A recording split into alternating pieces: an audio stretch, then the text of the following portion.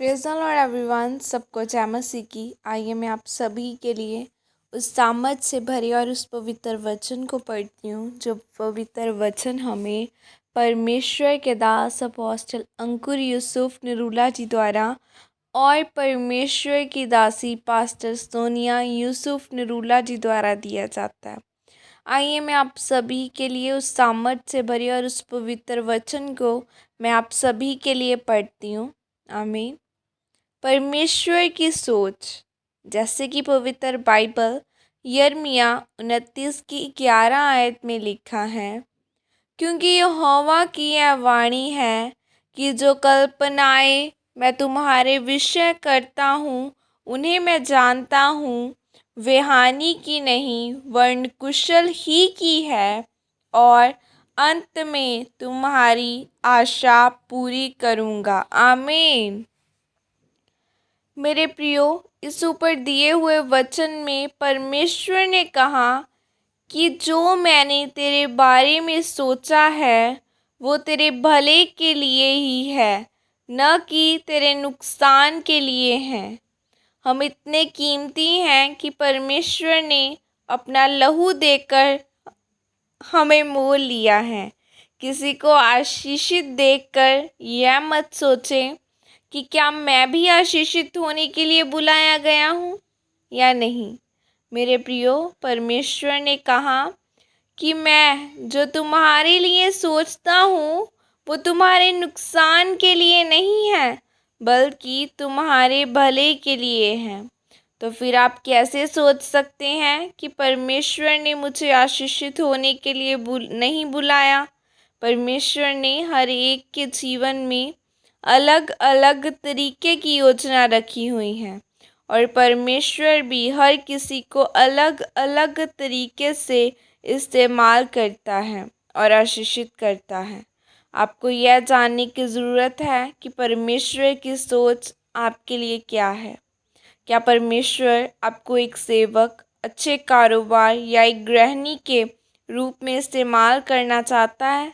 जिस काम के लिए परमेश्वर ने आपको बुलाया है उस काम को समझें, और आप उसको तभी समझ सकते हैं जब आप रोज़ प्रार्थना में परमेश्वर के सामने जाते हो, परमेश्वर के साथ अपना संबंध मजबूत रखते हो।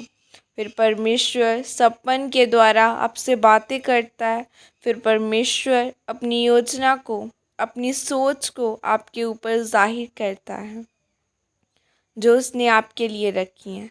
बाइबल में जब हम अब्राहम के बारे में पढ़ते हैं तो हम देखते हैं कि परमेश्वर ने उसको बोला था कि अपना परिवार, अपना देश छोड़ और जिस देश में मैं तुझे भेजता हूँ उस देश में चला जा। फिर वह परमेश्वर की बात मानकर उस देश में चला गया जहाँ परमेश्वर ने उसको जाने के लिए बोला था। उस समय परमेश्वर ने जो अब्राहम के लिए सोचा था वो उसके नुकसान के लिए नहीं बल्कि उसके भले के लिए था। जब वह उस देश में चला गया तो परमेश्वर ने उसे बहुत आशीषित किया और उसको सबसे अमीर व्यक्ति बनाया। अगर उस समय अब्राहम परमेश्वर की बात को न मानकर उस देश में से न जाता जहाँ पर वो रहता था तो वो कभी भी इतना आशीषित न होता। परमेश्वर जो भी हमारे लिए सोचता है वह हमारे नुकसान के लिए नहीं बल्कि हमें आशीषित करने के लिए होता है। आज बहुत सारे लोग ऐसे हैं जो यह सोचते हैं कि मैं जो सोचता हूँ वो सही है, पर ऐसा नहीं है।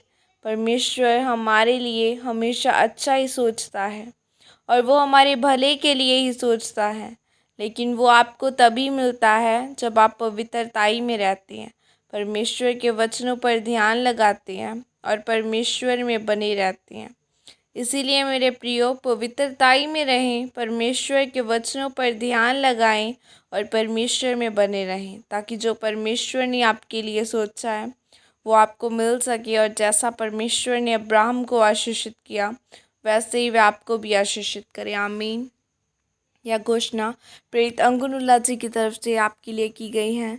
सर्वशक्तिमान परमेश्वर के नाम में मैं घोषणा करता हूँ कि जितने भी लोग इस वचन को पढ़ रहे हैं या सुन रहे हैं वह परमेश्वर के वचन पर ध्यान लगाएं और पवित्रताई में बने रहें, ताकि परमेश्वर की सोच इनके इनके जीवनों में जाहिर हो। प्रभु यीशु मसीह के सामर्थ्य नाम में मांगती हूँ, आमीन आमीन। सबको जय मसीह की। God bless you. और मुझे अपनी प्रार्थना में याद रखे। खुदा करूँ अब सबको आशीषित करे। God bless you. जय मसीह की।